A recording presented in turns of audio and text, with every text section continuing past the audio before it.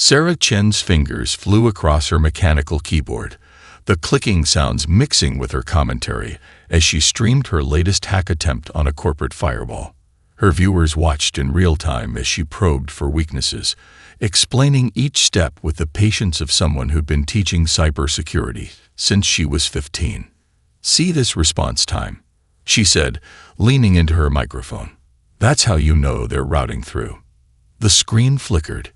Sarah frowned, tapping her secondary monitor. All across Shanghai, lights dimmed and surged. Her chat exploded with viewers reporting the same phenomenon worldwide. Then the shadows fell. Sarah rolled her gaming chair to the window of her 47th floor apartment. The afternoon sun had vanished, replaced by the crystalline underside of what could only be a spacecraft. Its surface fractured sunlight into rainbow patterns across the city's skyline, turning Shanghai into a kaleidoscope of impossible colors. Guys. Sarah turned her phone camera toward the window. "I don't think this is a power grid issue." Across the world, retired Marine Colonel James Harper stood on his Montana porch, squinting at the ships through his grandfather's World War I binoculars. 20 years of military service had taught him to recognize patterns, and something about the vessel's formation nagged at his tactical mind. He pulled out his tablet, fingers swiping through his digital library of military history.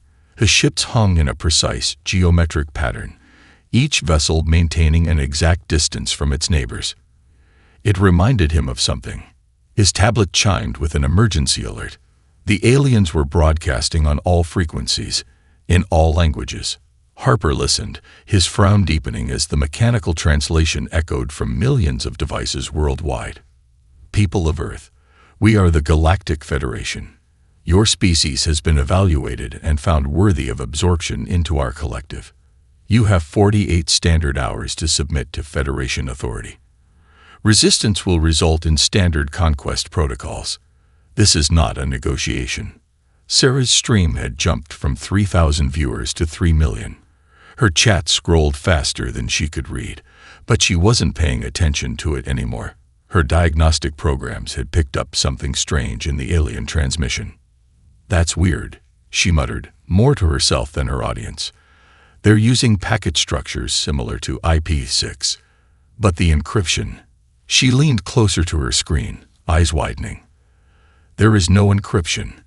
They're broadcasting everything in the clear." In Montana, Harper finally found what he was looking for. He laid his tablet on the porch railing, ancient Roman battle formations displayed next to a photo of the alien ships. The pattern was identical to formations used by Roman legions during the Republic's expansion. These aliens, with all their advanced technology, were using military strategies that had been outdated on Earth for 2 millennia. Harper's phone rang. The caller ID displayed a number he hadn't seen in years, Pentagon's Strategic Command. "Harper," a familiar voice said before he could speak. "Tell me you're seeing what I'm seeing. If you mean that our visitors are using tactics from before the birth of Christ." "Yeah, I see it. They're arranged exactly like the Roman triplexes. Whoever these aliens are, they haven't had to innovate their military doctrine in a very, very long time. Can you be in Washington in 3 hours?" Harper looked at the crystalline ships, thinking of all the wars humanity had fought, all the strategies we'd developed, all the ways we'd learned to overcome superior forces. "Make it 2, he said, already heading inside to pack. In Shanghai, Sarah Chen's viewer count hit 10 million as she began dissecting the alien transmission protocols. She didn't know it yet, but her stream was being watched by intelligence agencies worldwide. In her chat, unnoticed among thousands of messages, a single comment from a Pentagon account read, "Stand by for contact."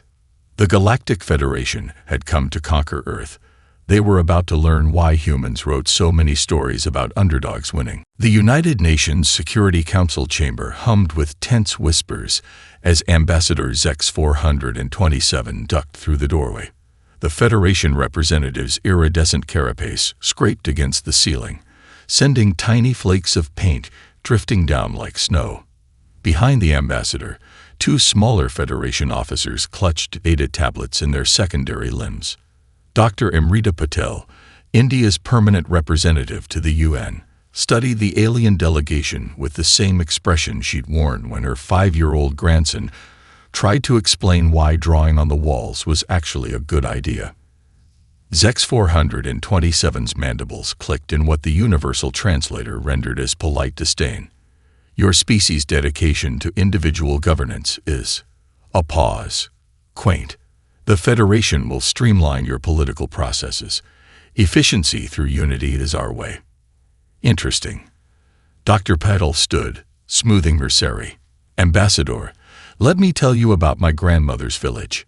The Federation officers exchanged glances through their compound eyes. According to their briefings, this was not the proper response to an ultimatum. In 1984, during a period of civil unrest, a group of armed bandits came to her village. Dr. Patel's voice carried clearly through the chamber. They had automatic weapons. The village had farming tools and cooking pots. The bandits demanded submission, much like you do now. Zex 427's antennae twitched. Your point is irrelevant. We possess technology beyond your comprehension. Resistance is. My grandmother, Dr. Patel continued as if the alien hadn't spoken, organized the village women. When the bandits came to collect their tribute, they found every house empty. Then the women emerged from hiding, hundreds of them, banging pots and pans. The noise was deafening. They advanced on the bandits, singing and laughing, treating them like misbehaving children. Sarah Chen, watching the broadcast from a secure facility in Washington, noticed the subtle vibration in the Federation officer's antennae at each clap of Dr. Patel's hands as she demonstrated the pot banging. The bandits fired warning shots. Dr. Patel said. The women kept coming. They threw spices in the bandits' eyes, turned their own fear into a weapon of mockery. By sunset, the bandits had fled, humiliated by an enemy that refused to act like a proper enemy should. The chamber fell silent. Dr. Patel finally met Zex 427's gaze. You think us primitive because we lack your technology, but humans have faced impossible odds since before we had fire. We turned our weaknesses into strengths, our divisions into advantages. Unity through uniformity, it is your way, Ambassador. Unity through diversity is ours. In Montana, Colonel Harper watched the broadcast from the Pentagon's Strategic Command Center. Around him, analysts tracked Federation ship movements, noting how their formations remained unchanged despite Earth's clear defiance. They really don't know how to adapt, do they? Harper mused, watching a Federation vessel perform the same patrol pattern for the 7th time. They've never needed to. Sarah's voice crackled through his earpiece. Colonel, I've finished analyzing their command protocols. You're not going to believe this. They don't even have passwords. Their entire military network operates on absolute trust and hierarchy. No species has ever attempted to hack them before. Because no species ever thought to try. Harper finished. They're so advanced, they've forgotten the basics of warfare. Know your enemy. Adapt to circumstances. Never assume superiority. Dr. Patel's voice still echoed through the facility. So yes, Ambassador, we understand your Federation's offer. We acknowledge your technological superiority. And we, humanity, collectively and unanimously, choose to decline. The Federation officers' agitation became visible. This wasn't in any of their protocols. You have 24 hours remaining, Zex 427 announced, mandibles clicking rapidly. Choose wisely.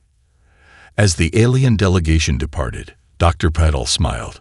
The expression reminded Harper of his grandmother before she'd served special curry to unwanted dinner guests, the one that had them running for water. Sarah, Harper called through his headset. How long would it take to introduce the Federation's network to a very human concept called chaos theory? In Washington, Sarah Chen cracked her knuckles and grinned. Give me 12 hours and an energy drink. I'll teach them about butterflies and hurricanes. The Federation had expected submission.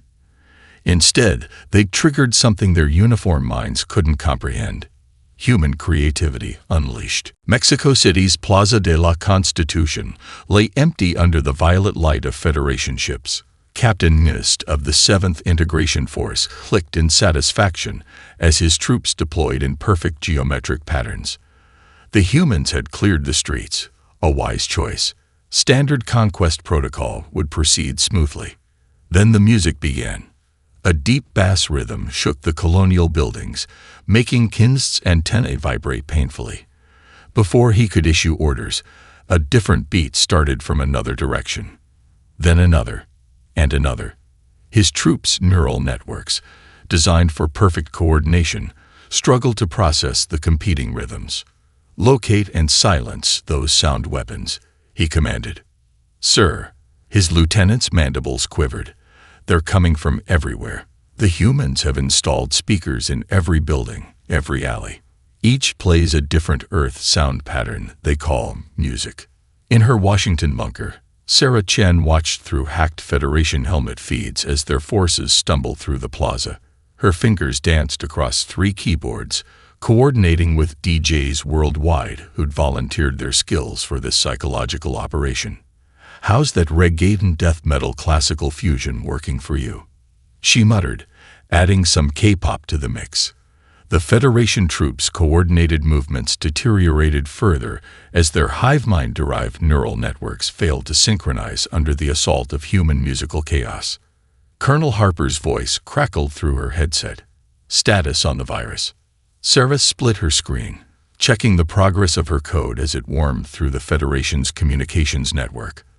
"They never developed firewalls, Colonel. Their systems are based on perfect trust and hierarchy. My virus is teaching them about human concepts like pranks and trolling." In orbit, Federation ships began experiencing strange malfunctions. Navigation systems started playing something called "Never Gonna Give You Up." Targeting computers demanded their operators solve KAPTJS. Combat drones began organizing dance competitions. "Sir," a Federation technician called out on their flagship, "the humans are using information warfare techniques that violate all known laws of social development." Admiral Vexstick, Supreme Commander of the Federation fleet, watched in horror as ship after ship reported anomalies. Their targeting systems, designed for perfect coordination, now couldn't agree on what constituted a valid target. Some insisted on targeting only things that sparked joy. On the ground, NIST's troops finally reached one of the speaker sources, only to find a crude drawing of what humans called a meme taped beneath it. The image showed a Federation soldier with the caption, "Mom said it's my turn on the invasion." His troops didn't understand why, but something about the image made their hierarchical conditioning hiccup. One soldier actually laughed, a concept so foreign to Federation forces that NIST immediately ordered him to psychological reconditioning. "The humans are using humor as a weapon," he reported to command. "Request immediate protocol adjustment." The response came back, "There is no protocol for humor. Maintain standard Conquest formation." Sarah's virus reached the Federation's central communication hub just as Harper's guerrilla forces launched their first strikes. The aliens' perfect formation, maintained for millennia, meant they were perfectly predictable. Human fighters emerged from sewers, dropped from buildings, and struck from angles the Federation's rigid tactical doctrine never considered possible. "Sir," Kinst's lieutenant reported, mandibles trembling, "the humans are not fighting according to any known military doctrine. They're improvising." In Washington, Harper watched the Federation forces' confusion with grim satisfaction. "Sarah, time to implement Phase 2. "Already on it, Colonel." Sarah's fingers flew across her keyboards. Federation ships in orbit are about to learn about human social media. I'm thinking of starting them with cat videos. Admiral Vixstick stared in disbelief as his fleet's command screens filled with images of small Earth predators in amusing poses. His crew, despite their conditioning, began sharing favorites. Discipline was breaking down across the fleet as the virus introduced concepts like memes, trending, and going viral. "Impossible," he chittered. No species develops cultural warfare before achieving space travel. It violates all known development patterns. But humans, the Federation was learning, had never cared much for patterns. As their perfect military machine began to sputter and stall, the aliens faced a terrifying reality. They had prepared for every type of warfare except the kind humans had perfected: chaos, creativity, and the inexplicable power of shared jokes. In Mexico City, the last thing Captain Nist heard before ordering a retreat was a perfectly synchronized rickroll echoing across the plazas. Science Officer Crowell watched the human neural pattern readings with growing fascination. Where Federation brains showed perfect synchronization, human minds sparkled with chaos. Each one unique, each thought pattern unrepeatable. As a xenobiologist, he'd never seen anything like it. "Sir," his assistant clicked nervously, "we should purge this data. It's causing irregularities in the observation team's neural patterns." Crowell ignored the warning, zooming in on a particular scan. The subject was a Russian female, aged 82, who had single-handedly disabled a Federation walker. The method? She'd offered the pilot tea. The security footage played again on his screen. The old human approaching the walker with a tray, her casual disregard for the weapon systems trained on her.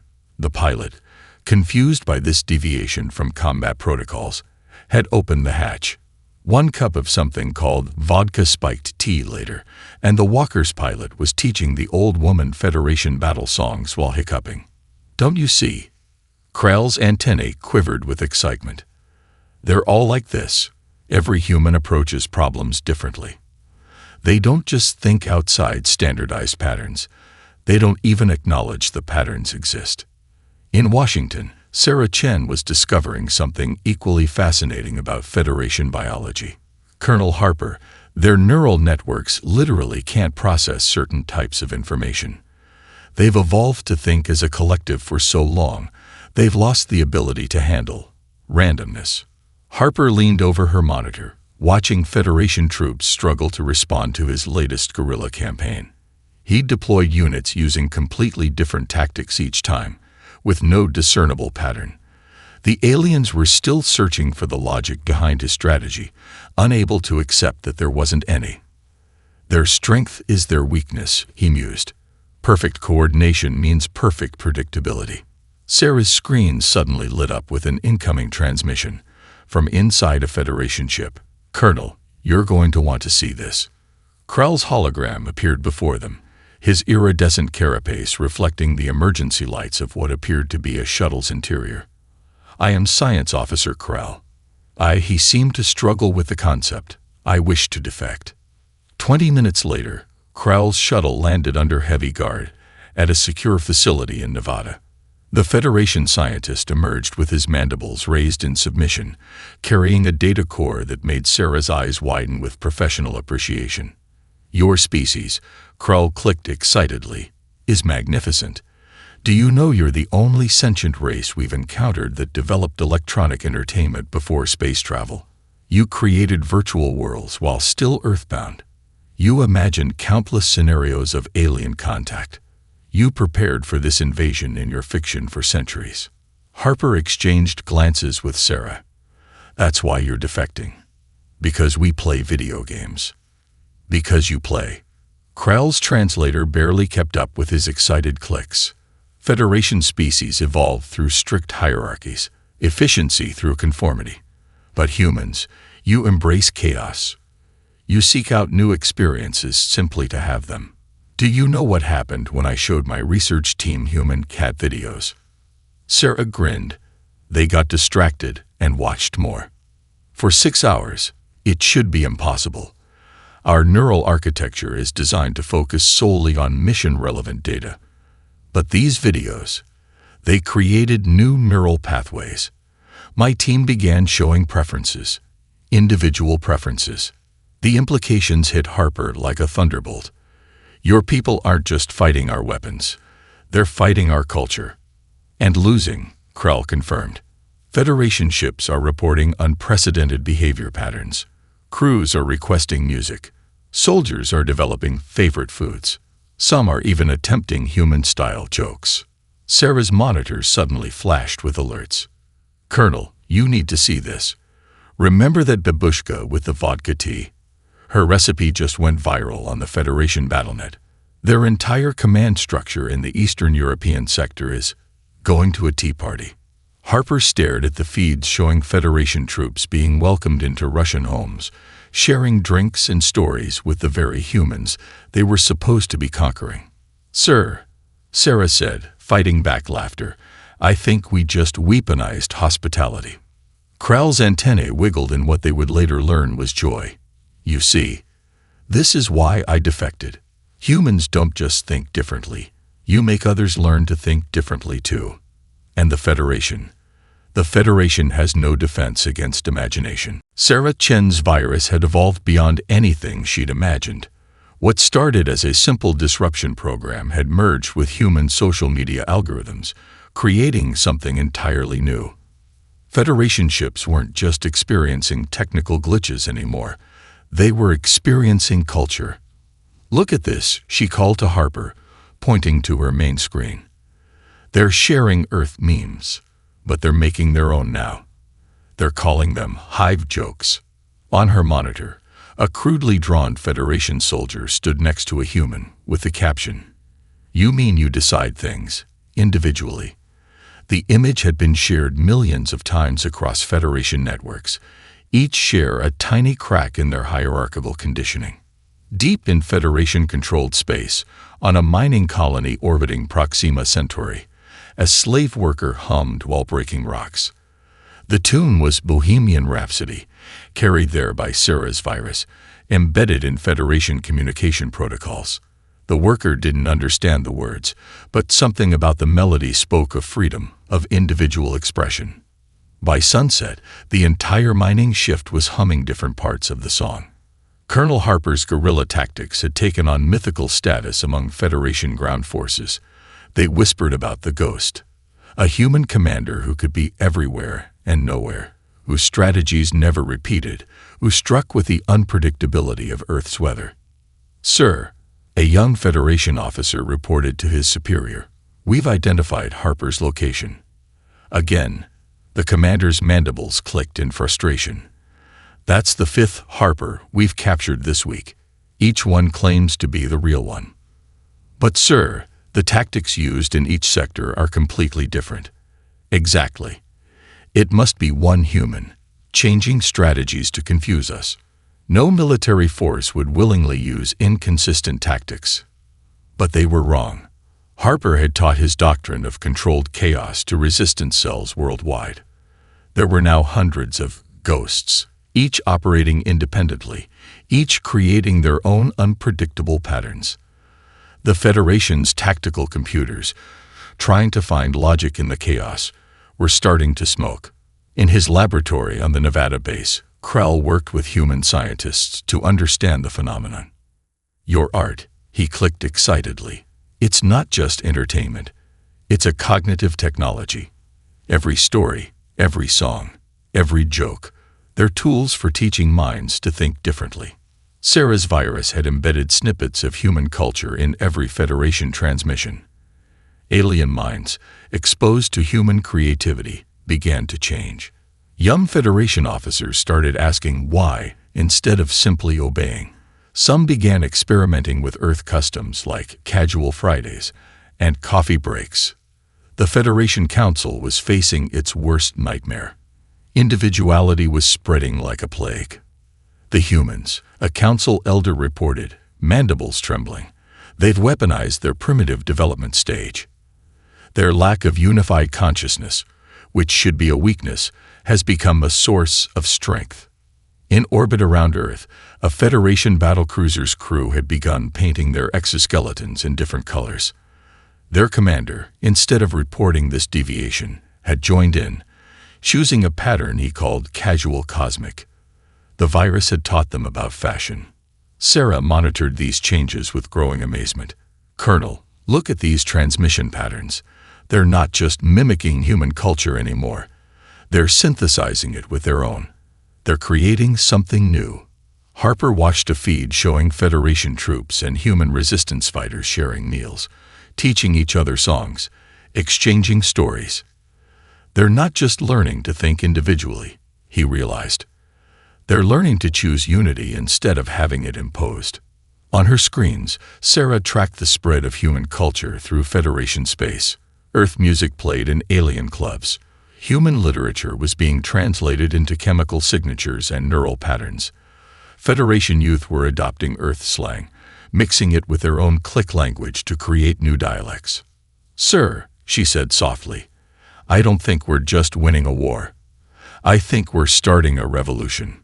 In the Nevada desert, Krull stood under the stars, his antennae swaying to a Mozart symphony. For the first time in his species' history, he wasn't just part of the hive. He was becoming himself. "They're calling it Praxstock," Sarah explained, showing Colonel Harper her screen. "Federation teenagers are making video shorts about their daily lives. This one's gone viral. It's a Federation cadet trying Earth food for the first time." The video showed a young alien tasting ice cream, its compound eyes widening in shock before its mandibles spread in what was unmistakably a smile. The comment section was filled with both human and Federation youth sharing recipes and taste reactions. "Look at the view count," Sarah pointed. 6 billion. And that's just in Federation space. Harper leaned closer, studying the footage. "Those markings on its carapace. That's a high-ranking bloodline. These aren't just working-class kids anymore. This is spreading through their elite." A new alert flashed across Sarah's monitor. "Sir, you need to see this. Remember those bioweapons they threatened to use? The ones that were supposed to terrify us into submission." She pulled up a video. A Federation soldier stood in full battle armor, holding up a canister of biological agents. The text overlay read, "POV. You try to look scary, but the humans start making TikToks about how cute your bioweapons are." The comment section was flooded. It's wiggling. Small death cloud baby. Petition to rename it Danger Floof. Their psychological warfare department is having a breakdown, Sarah grinned. They can't handle the fact that humans respond to terror by making memes. In orbit, aboard the Federation flagship, Admiral Vixtick watched in horror as his crew's discipline continued to erode. Young officers were customizing their uniforms. Some had started using Earth gestures like thumbs up, despite not having thumbs. "Sir," his communications officer reported, antennae twitching nervously, "the humans have discovered our larvae are sensitive to certain sound frequencies. They're sending us something called Baby Shark. Block all transmissions." Vixtick ordered. "We can't, sir. The crew keeps unblocking them. They say it's cute."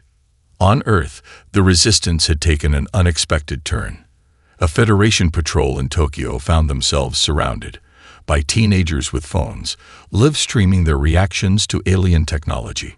OMG, their plasma rifles change color based on mood. "Can we get a fit check on that battle armor?" "Call up." The patrol's commander, trained to handle any military situation, found himself participating in a Federation fashion challenge that went viral across both human and alien social networks. In his Nevada lab, Krull studied the phenomenon with fascination. "Your species' adolescents," he clicked excitedly to the research team. "They're acting as cultural accelerants. Their brains, already wired for rapid adaptation and social learning, are teaching our youth how to think individually faster than our conditioning can suppress it." Sarah's virus had evolved again, merging Earth's social networks with Federation neural networks. The result was a hybrid platform where humans and aliens shared experiences, jokes, and daily lives. Federation youth were learning to express individual preferences, while humans were learning to appreciate collective experiences. "Look at this thread," Sarah showed Harper. "They're sharing their invasion fails. This Federation commander tried to intimidate a group of grandmothers in Italy. They adopted him. He's now learning to make pasta." Harper watched the feeds, shaking his head in amazement. "We're not just defeating them. We're absorbing them. Not into a hive mind, but into A community, Sarah finished. One where being different is the thing they have in common. Across Federation space, the revolution spread through likes, shares, and memes. Young aliens began questioning the rigid hierarchies that had defined their society for millennia. Some started human-style protest movements, demanding the right to choose their own careers, their own styles, their own ways of thinking. In the Federation Council chamber, the elders faced their worst nightmare: their own children demanding change. The protesters carried signs with human memes and quoted Earth philosophy about individual rights. "Sir," Sarah called to Harper, monitoring the feeds. "Remember how they thought we were primitive because we hadn't achieved their level of unity?" She pulled up a video of Federation youth at a rally, singing Earth protest songs in perfect harmony, each adding their own unique voice to the whole. Turns out we were just ahead of the curve. Colonel Harper stood outside Federation Detention Center 47, expecting to find prisoners in need of rescue. Instead, he found a talent show in progress. "Welcome to Theater Night." A Federation guard chirped through its translator, wearing what appeared to be a hand-painted bounty on its carapace. "Today's performance is something called Romeo and Juliet, but we've added some traditional Federation death rituals to the balcony scene." Inside, human prisoners and Federation guards sat together in the audience, watching as a young soldier with painted mandibles declared his love to a human actress.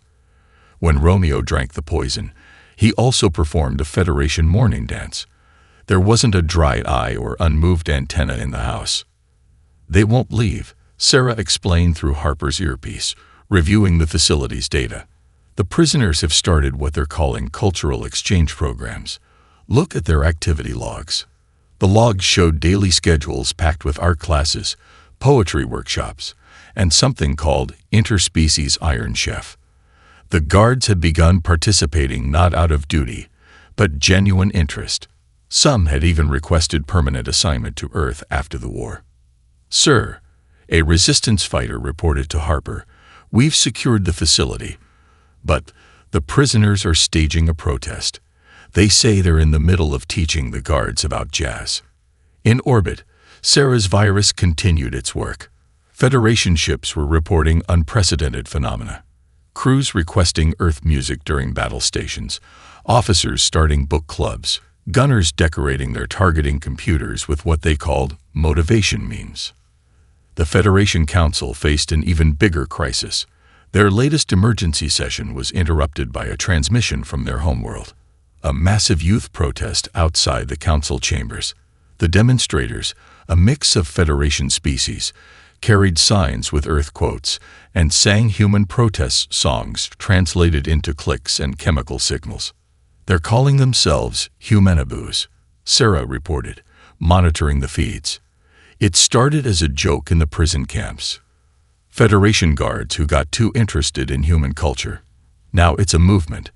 They're not just copying us anymore. They're creating their own fusion culture." On her screens, videos from across Federation space showed the changes. Alien clubs played hybrid music mixing Earth rhythms with Federation harmonics. Fashion trends emerged combining Federation bioluminescence with human clothing styles.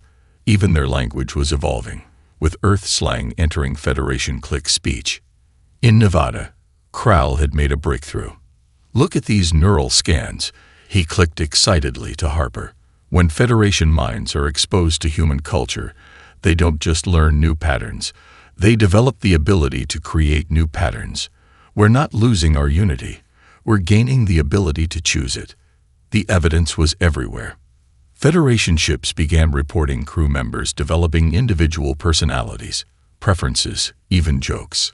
The rigid hierarchy that had maintained their civilization for millennia was transforming into something new: organized chaos, chosen unity. Back at Detention Center 47, Harper watched as a Federation guard nervously performed a stand-up comedy routine for a mixed audience. The jokes, a blend of human and Federation humor, shouldn't have worked across species, but the laughter, both human and alien, was real. "Sarah," he called through his comm, "remember when they said they'd absorb Earth into their collective?" "Yeah," she answered, watching feeds of Federation youth adding human-style personal touches to their standardized living quarters. Looks like it went the other way around. In the detention center's art room, human prisoners worked alongside Federation guards on a mural. It showed Federation ships arranged not in their traditional perfect formation, but in a sweeping, artistic pattern that would have been impossible under their old rigid command structure. "Sir," a resistance fighter approached Harper. "We found their weapons storage. The guards converted it into a coffee shop 3 weeks ago. They're calling it Stargrounds." Sarah's laughter crackled through his earpiece. Who would have thought? Our greatest weapon wasn't our technology or our tactics. It was TikTok and teenage rebellion. As if to prove her point, a young Federation officer walked past, its carapace decorated with Earth-style stickers, humming what sounded suspiciously like, "Never gonna give you up." The Federation had come to impose unity. Instead, they'd discovered something far more powerful, the choice to be different, together. The Federation Council chamber looked different now. The rigid geometric patterns that had decorated its walls for millennia were interwoven with Earth art styles. The council members themselves had changed. Their formal carapace markings now incorporated personal touches, small expressions of individuality that would have been unthinkable months ago. Sarah Chen sat before them, her laptop conspicuously ordinary among their advanced technology. Next to her, Colonel Harper stood at parade rest, while Krell's antennae twitched with barely contained excitement. "So," the council elder clicked, her translator rendering the words in perfect English, "you're the one who broke our civilization." "Actually," Sarah replied, pulling up her screen displays, "I think I helped it evolve. Look at these statistics." The hologram showed Federation productivity rates, scientific advancement, and cultural development, all skyrocketing since the integration of human influences. "Your society valued unity above all else," Sarah explained. "But you confused uniformity with unity. Humans, we're chaos incarnate. But we choose to work together, to build together, to create together, not because we have to, but because we want to." In orbit, Federation ships demonstrated her point. Their formations were no longer rigid geometric patterns, but fluid, adaptive arrangements that responded to both tactical needs and aesthetic choices. Each ship now bore individual markings while still operating as part of the greater fleet. "The first taco truck opens in Federation space next week," Harper added. "The owner is a former invasion commander who fell in love with Earth cuisine. His signature dish combines Federation bioluminescent algae with Mexican street corn." The council chamber's screens displayed scenes from across their territory. Federation youth adding personal modifications to their neural interfaces, mixed species art collectives creating new forms of expression, former enemies collaborating on everything from scientific research to entertainment programming. "Our latest survey shows an 84% increase in scientific innovation." Krell clicked excitedly. "When we stopped forcing minds to think alike, they started thinking better. The humans didn't weaken our unity. They showed us how to make it stronger through diversity." A young council member raised her appendage. "I've been studying Earth's history. Your species spent millennia fighting amongst yourselves, developing countless different ways of thinking, creating, fighting. We thought this made you primitive. We didn't understand that you were actually ahead of us." Sarah nodded. "Every human culture developed differently.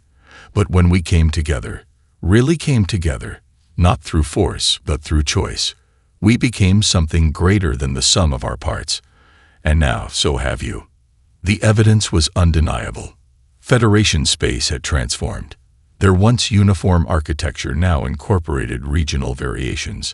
Their neural networks, originally designed for perfect synchronization, had evolved to celebrate individual contributions within the collective consciousness. "There's an Earth saying," Harper offered, "E pluribus unum." Out of many, one. We didn't defeat the Federation. We helped it become what it was always meant to be. The council elder rose, her carapace catching the light in ways that would have once been considered inappropriately flashy. "Then perhaps it's time we made it official. not as conquerors or conquered, but as equals, different yet united. One by one, the council members stood. The motion passed unanimously. Earth would join the Federation not as a subjected world, but as a full partner. More importantly, the Federation itself would transform, becoming a true union of diverse species and cultures. Later, at the signing ceremony, Sarah watched as human and Federation diplomats mingled. A Federation youth choir performed a multilingual rendition of Imagine, their clicks and chemical signals harmonizing perfectly with human voices. In the reception hall, Federation guards who had once been stationed at Detention Center 47 had organized an interspecies poetry slam. "You know what's funny?" she said to Harper and Krall.